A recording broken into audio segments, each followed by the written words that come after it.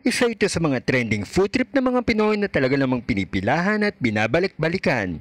Kaya naman for today's video ay magluluto tayo ng ating version ng pares. At para sa recipe na to ay gagamit lamang tayo ng roast beef trimmings. Sa isang mainit na kawali ay naglagay lamang tayo dyan ng mantika at after nyan ay ilagay natin ng luya.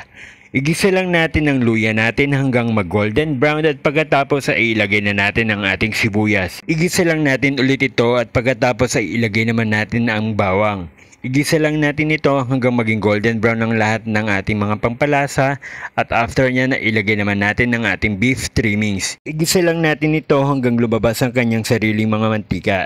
Mga idol, yung mga beef trimmings na ginamit natin dito ay luto na kaya bahagyan na lang natin siyang iluluto. Pagkatapos ay naglagay tayo dyan ng konting toyo. After nyan ay naglagay naman tayo ng paminta. At pagkatapos ay naglagay tayo ng dahon ng laurel. Mga idol, pwede nyo po siyang lagyan ng star anise pero ako po, hindi po ako naglalagay ng star anise dahil hindi ko po gusto ang lasa. Pagkatapos naman ay naglagay tayo ng isang kutsarang asukal. Yung asukal po na ilalagay nyo ay depende po sa panlasa na gusto niyo. Patuloy lang po natin siyang haluin para mag-combine yung mga panlasa na nilagay natin sa ating karne. At pagkatapos yan ay naglagay na tayo ng tubig.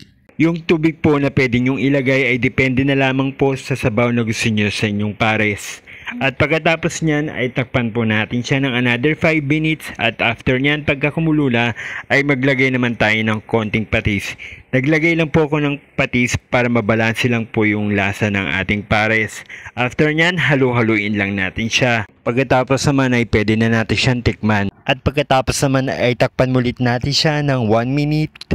At pagkatapos ay lagyan na natin siya ng water and cornstarch mixture para lumapot. Dahan-dahan lang po nating ilagay yung ating cornstarch and water mixture hanggang makuha na po natin yung consistency na gusto natin or yung lapot na gusto natin sa ating pares. At kung nakuha na po natin yung lapot na gusto natin sa ating pares ay ready to serve na siya.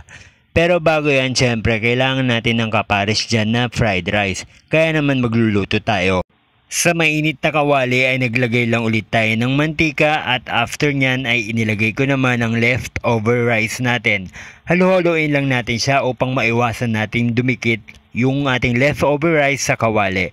At pagkatapos nyan ay naglagay naman tayo dyan ng kaunting toyo para lang pangpakulay sa ating fried rice. At pagkatapos nyan ay naglagay lang ako dyan ng toasted garlic.